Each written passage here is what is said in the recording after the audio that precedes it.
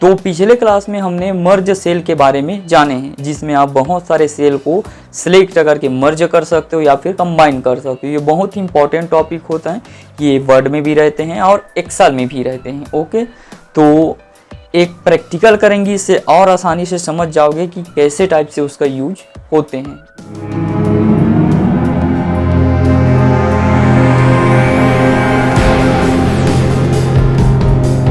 यहाँ पर प्रैक्टिकल दिख रहे हैं, यही वाले को करना है।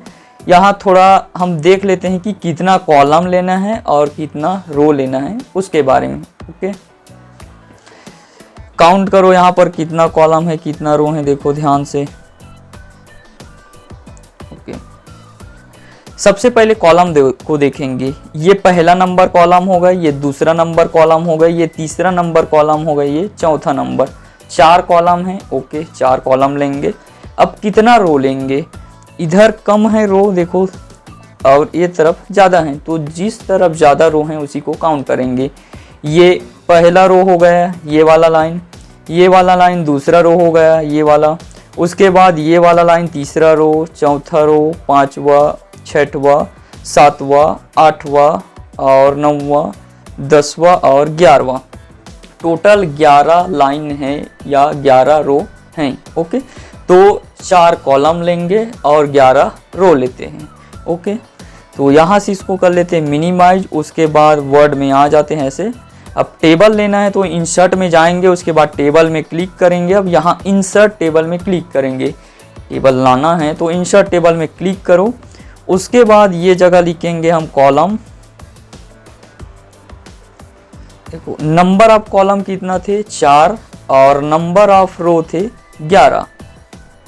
उसके बाद जैसे ही ओके बटन में प्रेस करेंगे, देखो इस तरह से आ गए हैं। ओके, अब हम इसको एक तरफ कर लेते हैं यहाँ से, और जो PDF है उसको कर लेते हैं एक तरफ, ताकि अच्छा से पता चले। यहाँ से मिनिमाइज कर लेते हैं।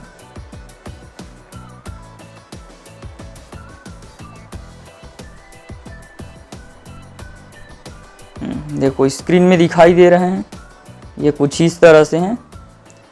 अब उसी प्रकार इसको भी हम छोटे कर लेते हैं, यहाँ से माइनस माइनस में क्लिक करके ऐसे। ठीक, अब बनाते हैं। ये चौथा वाले प्रैक्टिकल कर रहे हैं। अब देखो यहाँ पर सबसे ऊपर वाले जो लाइन है, ये वाला लाइन, इसमें BA स्टूडेंट लिखा है, मतलब BA वाले स्टूडेंट। तो हम भी क्या करेंगे ऐसे, लेकिन ये कंबाइन है तो इसे कंबाइन करना है, तो ऐसे डेटा को सिलेक्ट करेंगे। उसके बाद यहाँ पर टेबल लेआउट वाले ऑप्शन में जाएंगे। उसके बाद मर्ज में क्लिक करेंगे, मर्ज ग्रुप में जाएंगे तो यहाँ पर मर्ज सेल वाले ऑप्शन दिखेगा। जैसी मर्ज सेल में क्लिक करोगे तो देखो जो डेटा है वो मर्ज हो गए। अब यहाँ पर हम बड़े ही आसानी से लिख सकते हैं BA स्टूडेंट्स, BA वाले स्टूडेंट। यदि सेंटर करना है तो यहाँ से कर लेते हैं सेंटर ऐसे। और इसका जो फ़ॉन्ट स्टाइल है, इसे हम एलिफेंट वाली स्टाइल में कर लेते हैं। इसे सिलेक्ट करेंगे, अभी एक कैलिबरी है, फ़ॉन्ट में जाएंगे और इसका जो साइज़ है इसे एलिफेंट, इसका फ़ॉन्ट का नाम है एलिफेंट करेंगे तो ये इस तरह से 40 हो जाएगा। ओके, अब उसके बाद ये जगह लिखेंगे क्लास। दूसरा कॉलम है नेम वाला, तीसरा कॉलम है फादर नेम और चौथा कॉलम है मोबाइल नंबर, परसेंटेज ऐसे। ठीक है, इस तरह से कर लिए। अब क्लास, हमारे पास कितना क्लास है, 3 क्लास हैं, BA first year, second year और थर्ड ईयर। ओके, अब यदि हम इसे ध्यान से देखेंगे जूम करके तो देखो पहले ये इस तरह से 3 लाइन थे ऐसे। पहले क्या थे, ये 3 लाइन थे, ये पहला सेल, दूसरा सेल, तीसरा सेल, मतलब 3 सेल थे, उसे सिलेक्ट करके मर्ज किए हैं। ओके, तो हम भी सेम उसी प्रकार से करेंगे। 3 सेल को सिलेक्ट करेंगे, टेबल लेआउट में जाएंगे, उसके बाद यहाँ पर मर्ज में क्लिक करेंगे और मर्ज सेल में क्लिक करेंगे तो इस तरह से ये हो जाएगा, ये हो गए। उसी प्रकार फिर से यहाँ पर देखो 3, या फिर ये जगह टाइपिंग कर लो यदि आपको कन्फ्यूजन लग रहा है तो। ये जगह लिखेंगे राम, उसके बाद सीता, उसके बाद लक्ष्मण, ऐसे देखो तीनों के सीधा सीधा में मर्ज हुए। उसके बाद 3 नाम लिखाए हैं, जैसे रावण और कुंभकर्ण और क्या है, शूर्पणखा, ऐसे नाम ठीक है ना। तो इस तरह से अब ये तीनों स्टूडेंट कौन से हैं, सेकंड ईयर वाला हैं, तो ऐसे सिलेक्ट करेंगे तीनों को। उसके बाद टेबल लेआउट में जाएंगे, उसके बाद मर्ज ग्रुप वाले में जाना है और यहाँ सेल मर्ज में क्लिक कर देंगे, ऐसे ये भी मर्ज हो गए।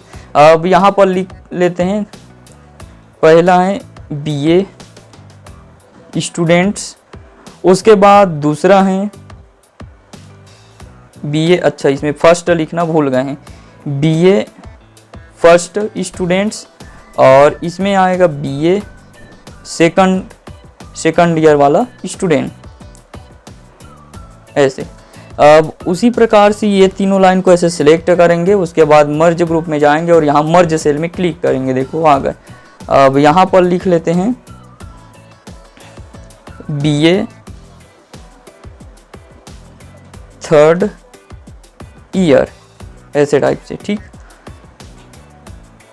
BA third year students, okay, जिसमें नाम वाम को लिख सकते हो, और जैसे रोशनी, खिलेश्वरी, उसके बाद दुर्गेश्वरी, ऐसे टाइप से, ठीक है। बाकी सब आसान है, नाम वाम को आप भर सकते हो, ये नॉर्मल है, बल्लू, श्याम, राधे। उसके बाद परसेंटेज को भी आप टाइप कर सकते हैं, नॉर्मल है, ठीक है।